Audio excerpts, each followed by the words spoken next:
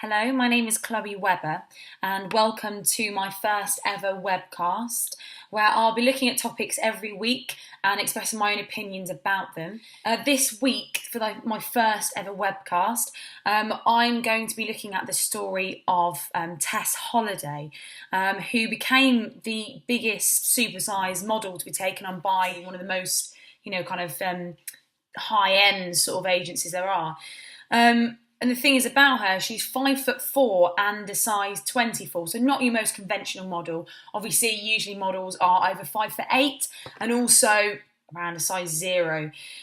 Recent years, we've had an increase on supersize models, they call them, anywhere ranging from a size 12, which I think is pretty average, to now a size 24. I mean, what do we want to see from models? I mean, we had the Vogue editor who said this about the situation. She's bored about the argument of models being too thin. Magazines like Vogue are about dreams, that we as women don't want to see versions of ourselves on the front page of Vogue. We want to see someone who is perfect and out of the ordinary. Now, I know this is an over-talked topic, but will Tess Holliday change anything, or is she just a marketing ploy of a modelling agency that wants a bit more attention? I mean, we know what that side of that industry is like. It is all about making a big impression, and all press is good press, right? So, but whose idea of perfection are we actually getting? Is it mine? Is it yours? Are we sick of being told what perfection actually is? And that's what this is all about. It's clearly only defined by your own perceptions anyway. Yet that idea is constantly challenged by magazines, commercials and brands, whoever gender it is, to try and get you to buy into something. I feel that both spectrums are completely wrong. Being a size 0 is unhealthy. People with bulimia, eating disorders, and of course, the reason that there is this other end of things, a supersize modelling, is because this size 0 culture is affecting negatively, my sort of age group, in college, in universities, anywhere up until the age of 13, which is, of course, your most impressionable age. Body image means a huge amount. So it is a dangerous thing. What impressions are you leaving on the teenage girls and teenage boys as well? My opinion on this, size 0, wrong.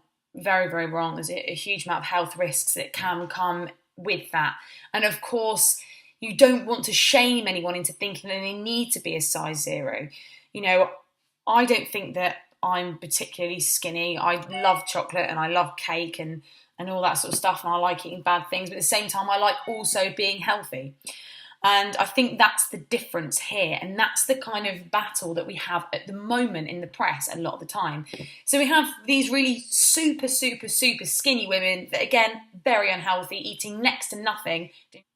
It's just unhealthy, very unhealthy. It causes a lot of health issues, similar to that actually than those that are overweight, which I have no problem with bigger girls, but I do think there is a limit to when it's actually, again, affecting people at a younger age negatively. So I did, again, a bit more research into this and what being that size, how that size would affect your body and your own personal health. So, of course, the severe risks of type 2 diabetes, heart disease, some types of cancer, bowel cancer, breast cancer, ovary cancer, that sort of thing. Obesity also can cause psychological problems, depression, low self-esteem. And, of course, that isn't just from feeling like you're outcast. It's also the actual foods that you're intaking, the level of fat. It affects your body and it makes you feel sluggish and horrible. If I spend a few days eating crap food and I know that it's bad for my body, I do feel it. I understand that body image should be, celebrated no matter what size you are, but that depends on what is actually healthy. Healthiness should be looked on as something to aspire to, an average size. I'm not saying that, I am extremely healthy. I'm not a fitness nut. I like sitting in and doing not a lot of exercise, and I like filming a lot.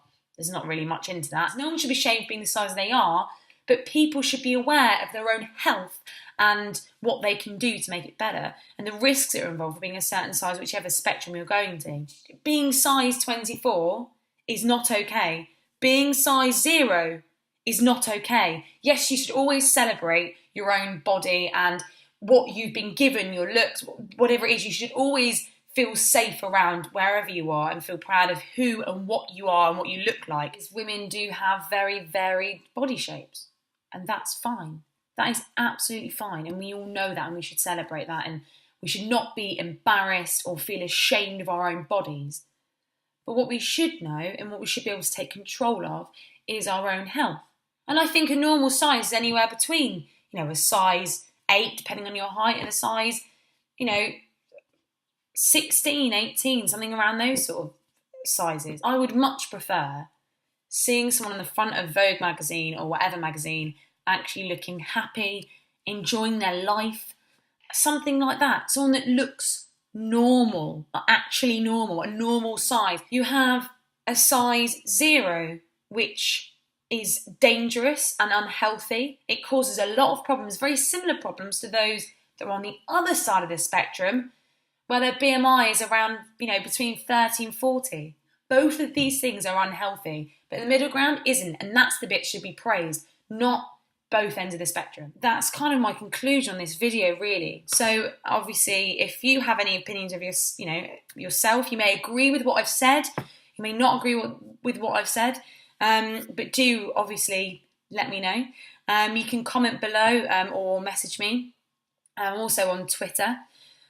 So do look out. All the information is down below. Thank you.